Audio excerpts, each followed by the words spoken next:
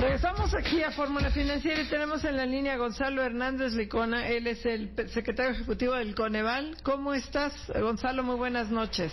Hola, Mari Carmen, ¿cómo estás? Espero que me oigas porque aquí está cayendo un aguacero. Sí. Horroroso y estoy aquí abajo.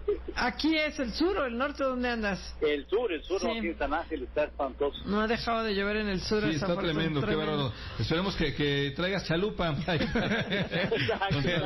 Y traje de buzo. Oye, Gonzalo, pues, cuéntanos qué fue lo que dijiste realmente, porque ya se mató un merequetengue de que lo que dijiste no dijiste, en torno a la posibilidad de que sí se suba el salario mínimo a 171 pesos, a 100 pesos. Sí. ¿Qué fue lo que dijiste? Mejor te preguntamos a ti.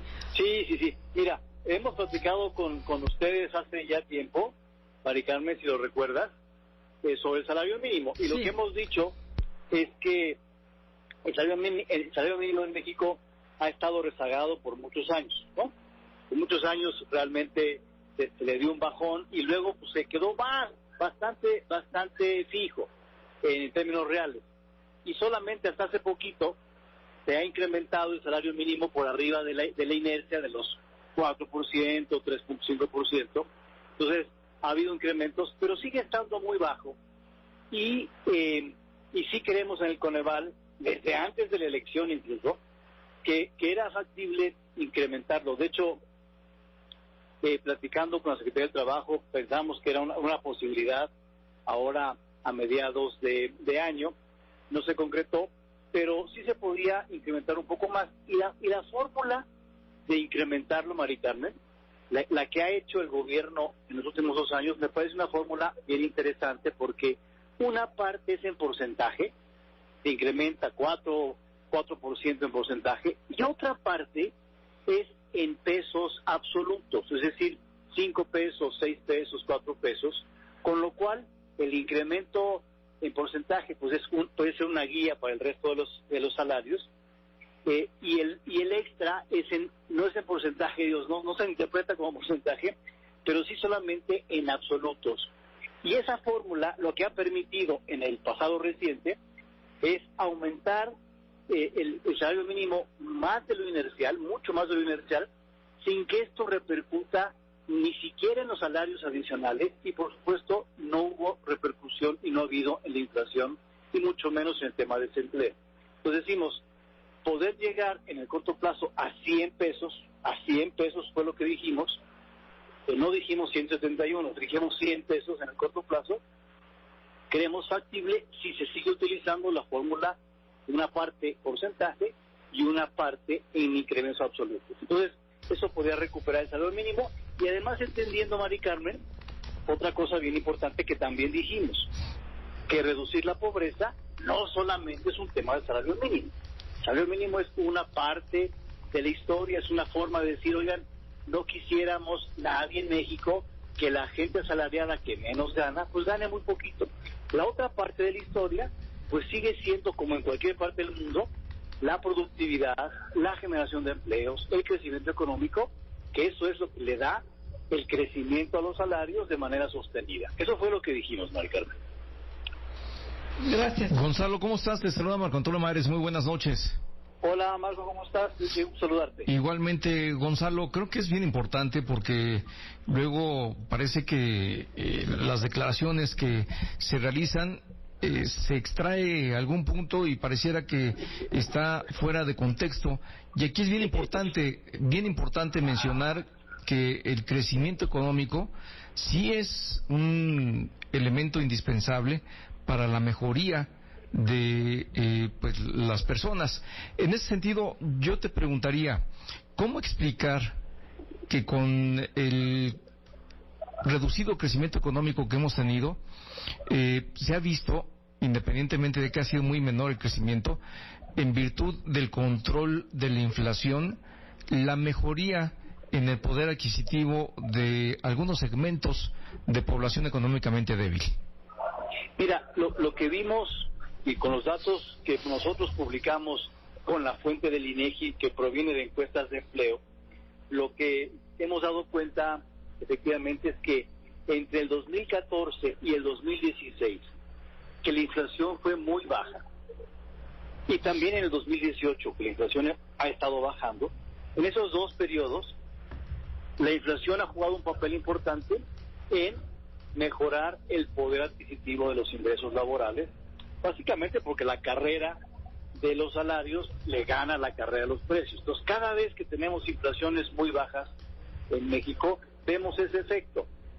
Por supuesto, hay que hacer más cosas para que incremente el salario real y el ingreso real, además de la inflación.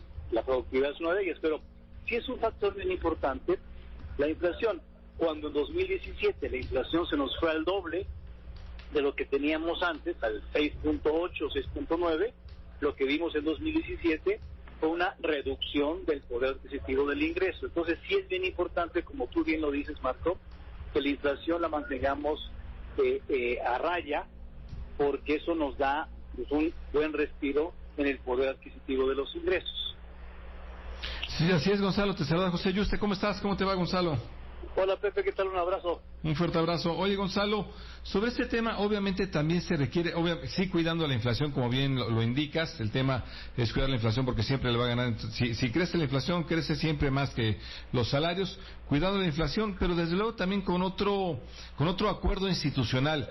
¿A qué me refiero? A la CONASAMI, a esta Comisión Nacional de Salarios Mínimos, que la verdad es que ha sido muy rebasada por la realidad. Se quedó, da la impresión, en la época de planes de estabilización, y ahí se quedó siempre como si vieran los salarios la forma de contener realmente la inflación, cuando no necesariamente era así. ¿Ves la necesidad de cambiar la CONASAMI? Mira, yo creo que hay que replantear, yo diría un paso antes. Yo creo que el gran planteamiento, y se lo hemos sugerido y platicado al equipo de transición, es que yo creo que nunca hemos tenido, hace mucho que no tenemos un objetivo muy concreto, muy directo, un objetivo de incrementar los ingresos de los hogares, especialmente los ingresos de las familias más pobres.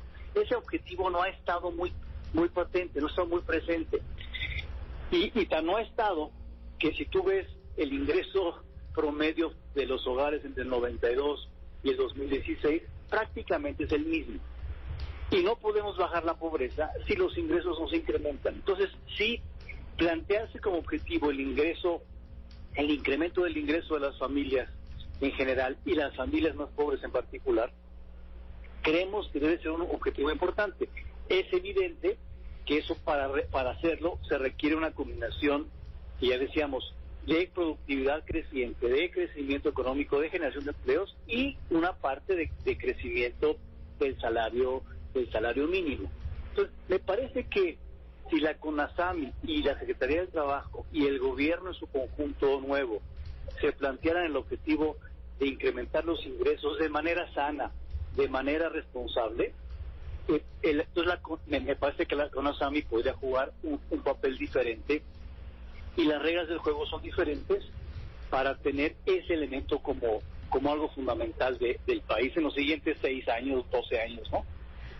Pero la realidad es que la CONASAMI se ha convertido más que en un promotor del incremento del salario en un obstáculo, como bien decía en su momento Salomón Chertorivsky, y bueno, yo creo que desde 1925 dirigida por el mismo por el mismo director, y realmente nunca se han interesado. Fue hasta que llegó Miguel Mancera y Chertorivsky los que empezaron a promover esta cultura de aumento del salario mínimo, cuando se empezó como a movilizar con este concepto dual que tú mencionabas.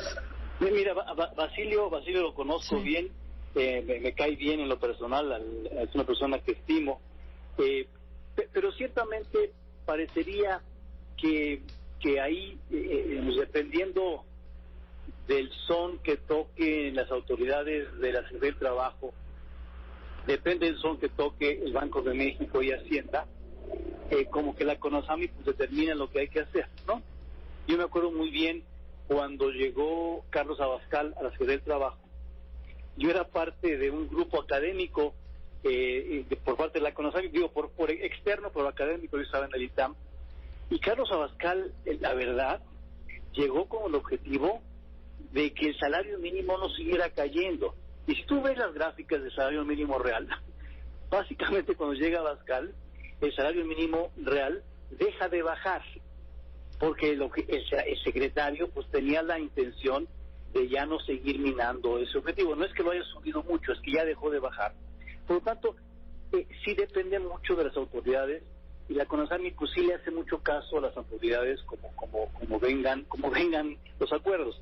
Ciertamente para la Banco de México siempre ha sido un peligro elevarlo de más. Me parece que han exagerado, han exagerado en su pretensión, y yo creo que se puede incrementar más moderadamente sin que hubiera efecto en la inflación.